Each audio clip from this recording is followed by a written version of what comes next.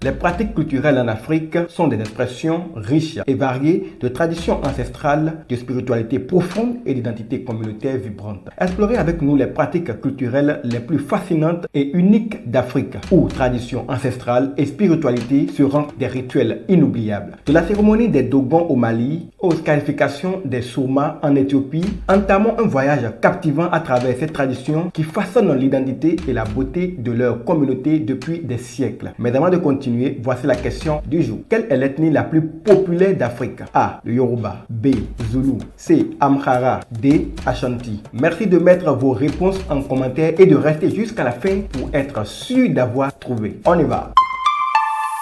1. La cérémonie des Dogons, Mali. Les Dogons sont une ethnie vivant principalement dans la région des falaises de Bandiagara au Mali. Leur culture est réputée pour ses cérémonies et rites complexes qui jouent un rôle crucial dans la cohésion sociale et religieuse de la communauté. Les traditions Dogons sont profondément ancrées dans leur mode de vie et leur cosmologie, contribuant à préserver leur identité culturelle unique. Chaque aspect de leur culture, des danses aux rites funéraires, est empreint d'un symbolisme et de signification profonde. Parmi les nombreuses cérémonies Dogon, la Dama est particulièrement remarquable. Cette cérémonie funéraire, célébrée tous les 12 ans environ, a pour but d'honorer les morts et d'assurer leur transition vers le monde des ancêtres. La Dama peut durer plusieurs jours. Elle comprend une série de danses, de chants et de rites, chacun ayant une signification spécifique dans le processus de deuil et de la mémoire collective. Les participants en vertu de costumes traditionnels et ornés de masques exécutent des rituels pour apaiser les esprits des défunts et faciliter leur passage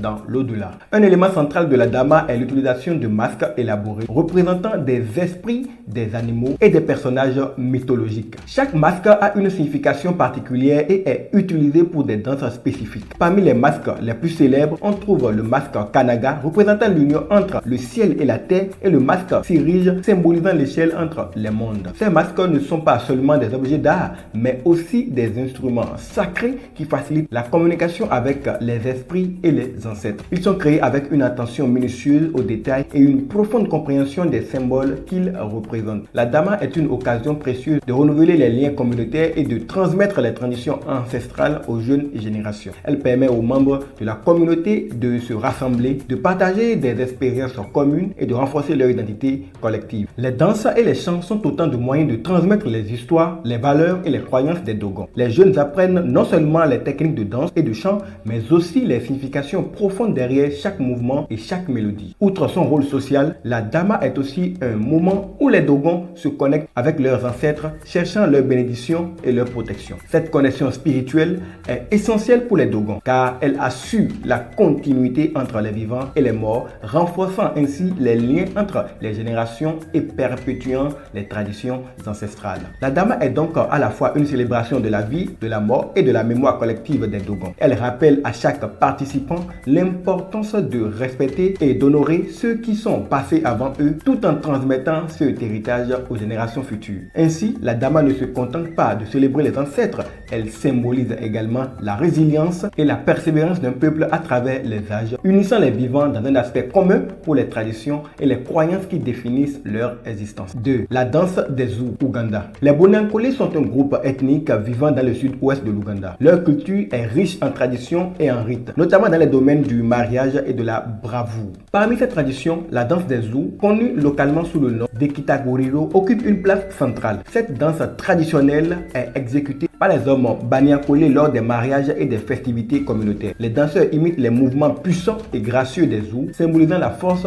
et le courage. L'imitation de loup, un animal respecté pour sa puissance, vise à montrer la bravoure et la virilité des danseurs. Les participants adoptent des postures et des gestes qui évoquent la majesté et la férocité de cet animal, cherchant à capturer son essence dans leur performance. Ekitaguriro n'est pas seulement une démonstration de force physique, mais également un moyen de célébrer l'unité et la prospérité de la communauté. En rassemblant les membres de la communauté lors de ces danses, les Banyankole renforcent les liens sociaux et soulignent l'importance de la coopération et de la solidarité. La danse des Zou devient ainsi un moment privilégié pour célébrer les succès collectifs et les valeurs partagées. Ce rassemblement est aussi l'occasion pour les anciens de transmettre des histoires et des enseignements aux plus jeunes, perpétuant ainsi la richesse culturelle de la communauté. Cette danse sociale importante renforce les valeurs de courage et de solidarité par parmi les Bayankolé. Elle permet aussi aux jeunes hommes de démontrer leur force et leur habileté devant les membres de la communauté, notamment lors des cérémonies de mariage. Pour les jeunes participants, c'est une occasion de prouver leur attachement et leur préparation aux responsabilités futures. Les aînés, en observant ces performances, évalueront souvent la maturité et le potentiel des jeunes hommes.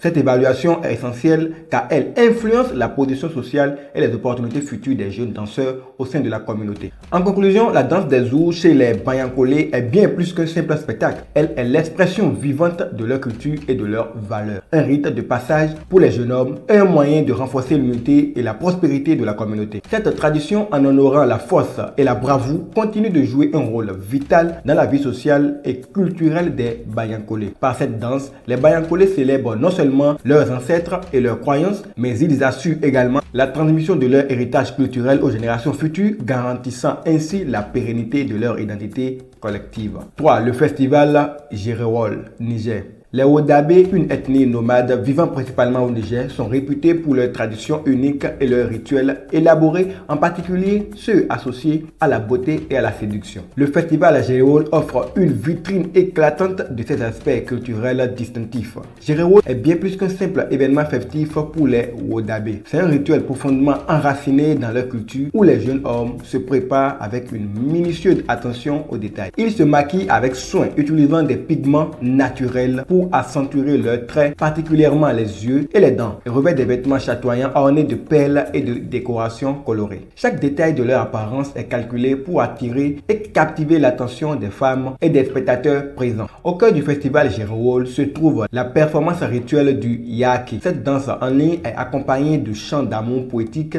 et envoûtants conçus pour séduire et charmer les femmes Wodabé. Les danseurs rivalisent non seulement pour leur propre réputation, mais aussi pour gagner la faveur des femmes, qui jouent un rôle décisif en choisissant leurs partenaires parmi les participants les plus séduisants et charismatiques. Ce festival met en lumière l'importance accordée à la beauté physique et au charme dans la culture Wodabé. Pour cette ethnie, la beauté va bien au-delà d'un simple attribut esthétique. Elle est une valeur fondamentale et intimement liée à la virilité et à la capacité de séduire, des qualités considérées comme essentielles pour attirer un partenaire et assurer la continuité de la lignée familiale, mais aussi un reflet des normes sociales et des valeurs culturelles profondément ancrées chez les Wodabé.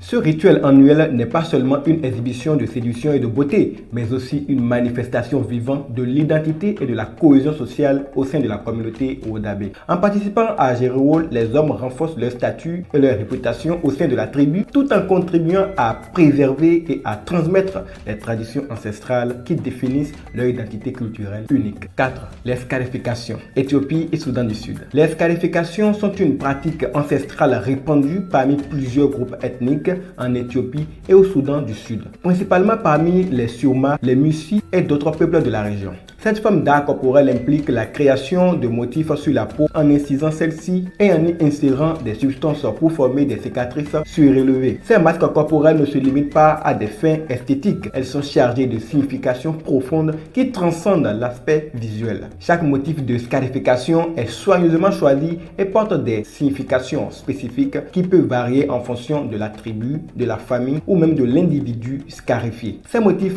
peuvent indiquer le statut social d'une personne, des affiliations tribales, ses accomplissements personnels ou commémorer des événements marquants dans sa vie. Ainsi, la scarification joue un rôle crucial dans la définition de l'identité individuelle et collective au sein de ces groupes ethniques, renforçant les liens communautaires et servant de marqueur de l'histoire personnelle de chaque individu. Pour bon nombre de ces communautés, la scarification dépasse le simple acte esthétique. Elle est un rite de passage significatif, marquant des transitions importantes comme le passage à l'âge adulte ou la bravoure démontrée lors des rituels ou de combats. Les cicatrices sont des témoignages de force, de courage et de résilience personnelle. Elles sont ainsi perçues non seulement comme des symboles de beauté physique, mais aussi comme des marqueurs visibles de valeurs culturelles profondes et de la fierté personnelle. En résumé, les pratiques de scarification en Éthiopie et au Soudan du Sud ne sont pas simplement des formes d'art corporel. Elles sont des expressions vivantes et profondément enracinées dans l'histoire, la culture et la spiritualité de ces peuples.